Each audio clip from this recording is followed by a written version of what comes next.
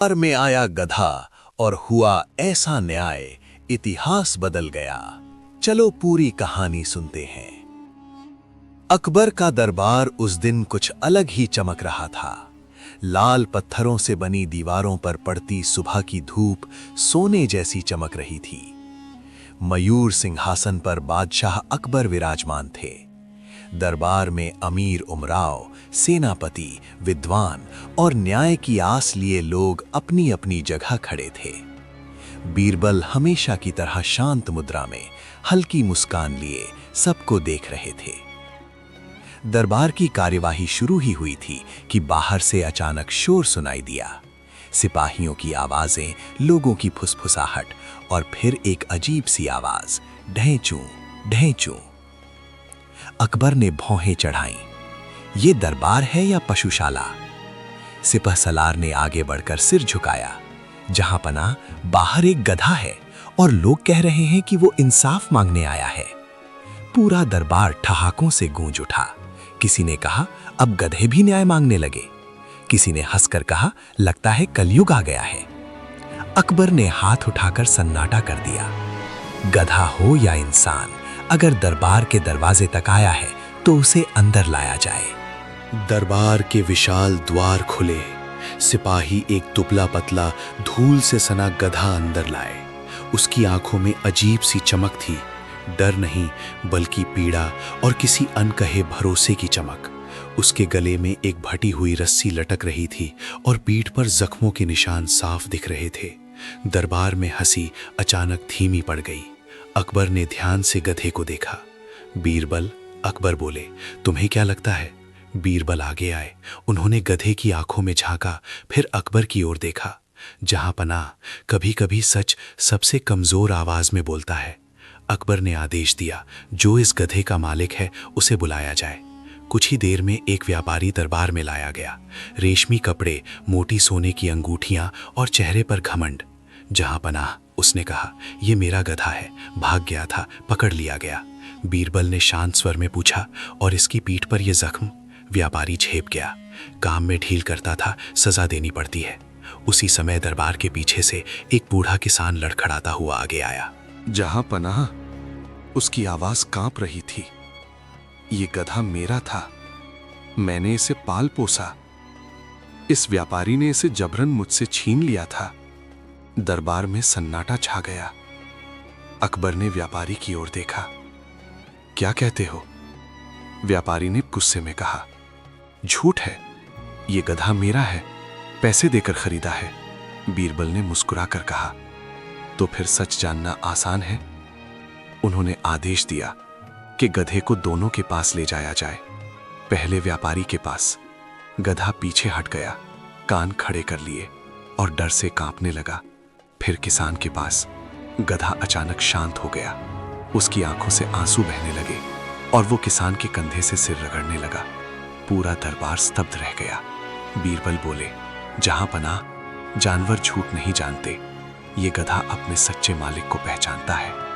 व्यापारी के चेहरे का रंग उड़ गया। अकबर ने गहरी आवाज में कहा, लेकिन अभी इंसाफ पूरा नहीं हुआ। उन्होंने आदेश दिया कि गधे को आजाद मैदान में छोड़ा जाए और देखा जाए कि वो कहां जाता है। गधा बिना रुके, बिना डरे सीधे उस झोपड़ी की ओर चला जहां बूढ़ा किसान रहता था। दरबार में खड़े हर इंसान की आंखें झुक गईं। अकबर सिंहासन से उठ खड़े हुए। आज इस दरबार में एक गधे ने हमें इंसाफ सिखाया है। व्यापारी को सजा सुनाई गई। उसकी संपत्ति का बड़ा हिस्सा गरीबों में बांटा गया और उसे वही श्रम करने का आदेश दिया गया जो वो गधे से करवाता था। अकबर ने किसान को सम्मान दिया और गधे के लिए शाही अस्तबल के दरवाजे खोल दिए। लेकिन किसान बोला, जहां पनाह, इसे मेरे साथ ही रहने दीजिए, ये मेरा परिवार है। अकबर की आंखों में नमी आ गई। आज से ये गधा सिर्फ जानवर नहीं, इंसाफ की मिसाल है। उस दिन के बाद दरबार में एक कहावत चल पड़ी, जहां इंसान झूठ बोले वहां गधे का सच सुना जाए। और इतिहास ने लिखा कि अकबर के दरबार में एक दिन ऐसा भी आया था जब इंसाफ का पलड़ा एक गधे ने झुका दिया था। दरबार में उस दिन जो हुआ उसकी गूंज आगरा की गलियों से निकलकर दूर दूर तक फैल गई। लोग कहते थे कि अकबर के दरबार में इंसाफ अब सिर्फ इंसानों की जुबान से नहीं बल्कि एक गधे की खामोशी से भी होने लगा है। बूढ़ा किसान अपने गधे को लेकर झोपड़ी में लौटा तो पूरा गांव उसे देखने उमड़ पड़ा। किसी ने गधे के पैर छुए, किसी ने उसे भगवान का दूत कहा तो किसी ने डरते डरते दूरी बना ली, मानो वो कोई चमत्कार हो। गधा पहले जैसा ही था, सीधा, शांत, लेकिन उसकी आंखों में अब एक अजीब सी गहराई थी।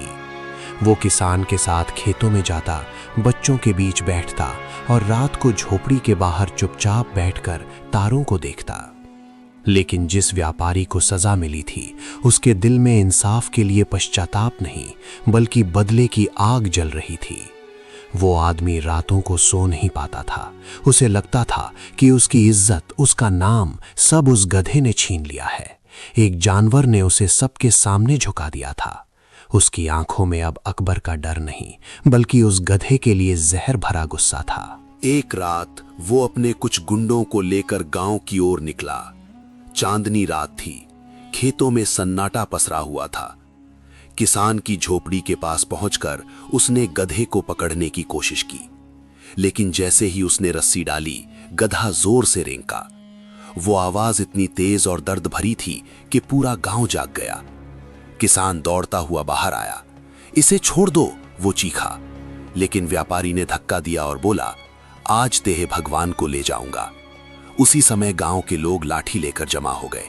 किसी ने कहा, ये वही गधा है जिसने दरबार में इंसाफ कराया था। किसी ने कहा, इसे हाथ लगाया तो अनर्थ होगा।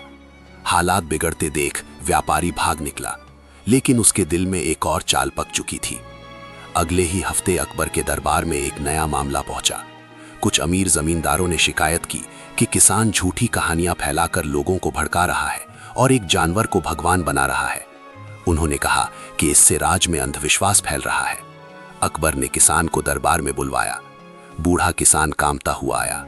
उसके पीछे वही गधा सिर झुकाए शांत कदमों से चलता हुआ। दरबार में फिर से फुसफुसाहट शुरू हो गई।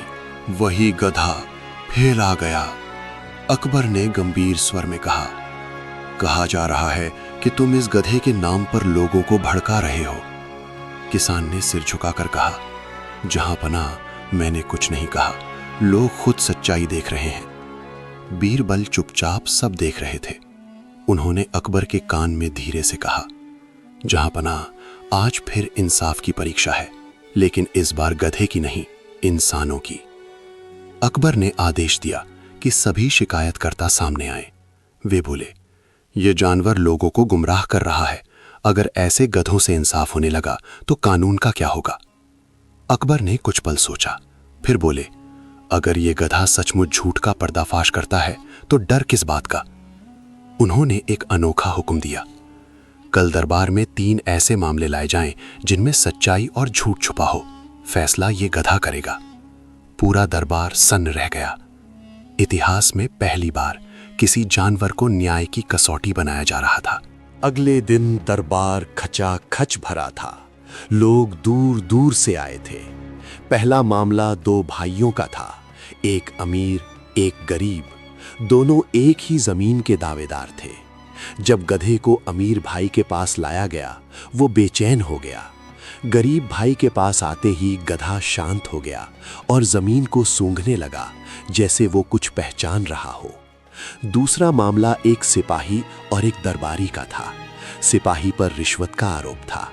गधा दरबारी के पास गया तो पीछे हट गया और सिपाही के पास सिर झुका लिया। तीसरा मामला वही व्यापारी लेकर आया जिसने पहले गधे को सताया था। उसने एक मासूम नौकर पर चोरी का इल्जाम लगाया। जैसे ही गधा व्यापारी के सामने आया, वो जोर जोर से रेंकने लगा, मानो चीख चीख कर सच बता रहा हो। दरबार में सन्नाटा छा गया। अकबर की आवाज गूंजी, आज साफ हो गया कि ये जानवर नहीं, इंसाफ का आईना है। व्यापारी वहीं गिर पड़ा। मुझे माफ कर दीजिए, वो रोने लगा, मैंने लालच में सब किया। अकबर ने सख्त लेकिन शांत स्वर में कहा, इतिहास याद रखेगा, इंसाफ का अपमान करने वाला खुद अपने कर्मों से हारता है। उस दिन के बाद अकबर ने एक नया फरमान जारी किया। हर फैसला सुनने से पहले दरबार सच्चाई की जांच करेगा, चाहे वो सबसे कमजोर आवाज से ही क्यों ना आए। गधा किसान के साथ वापस चला गया, लेकिन अब वो सिर्फ गांव का नहीं, पूरे सल्तनत का प्रतीक बन चुका था। लोग आज भी कहते हैं, जिस दिन इंसानों ने इंसाफ बेचना शुरू किया, उस दिन एक गधे ने सच बोलना सिखाया। गांव लौटने के बाद गधा पहले जैसा नहीं रहा। अब वो सिर्फ किसान के लिए बोझ ढोने वाला जानवर नहीं था, बल्कि पूरे इलाके की नजरें उसी पर टिकी रहती थीं।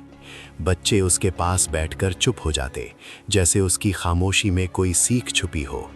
बूढ़े लोग कहते, इस गधे ने हमें वो दिखाया है जो हम आंख होते हुए भी नहीं देखते थे।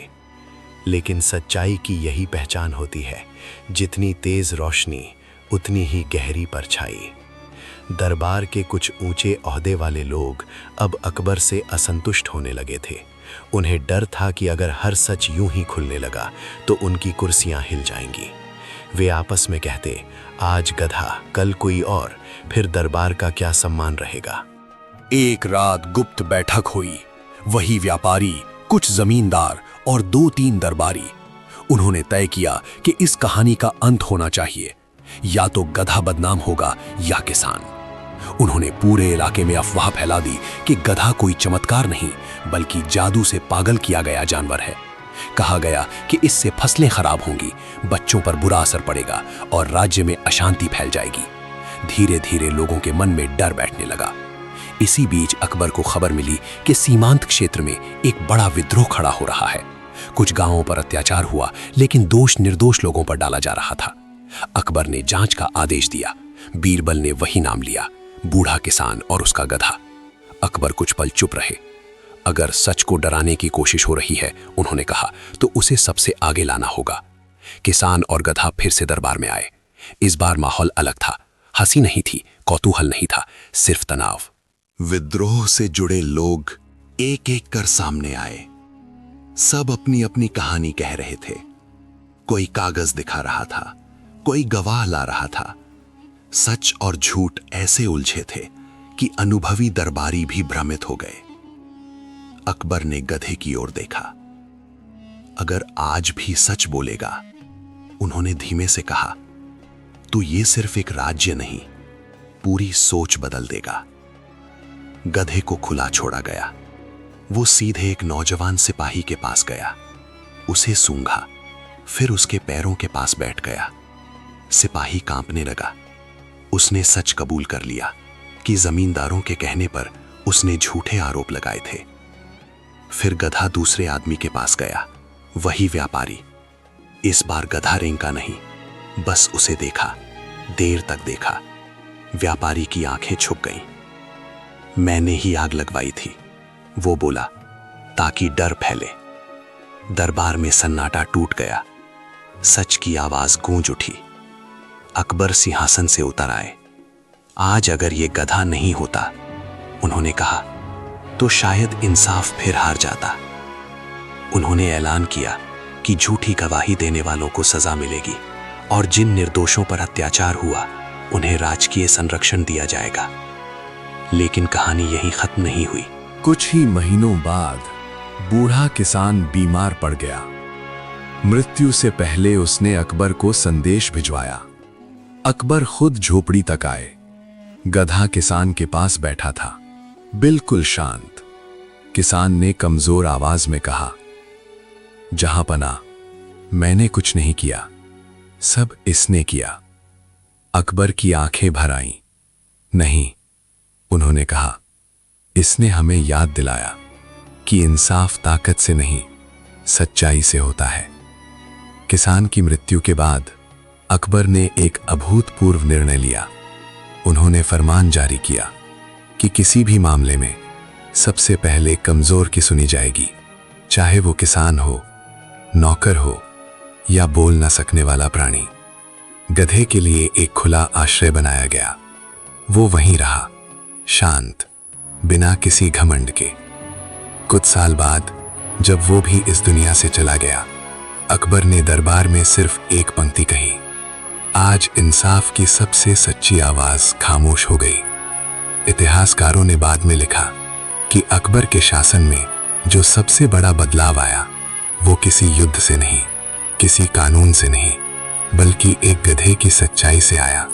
और तब से ये कहानी कही जाती है, जब इंसान न्याय भूल जाए तो कभी कभी एक गधा इतिहास बदल देता है।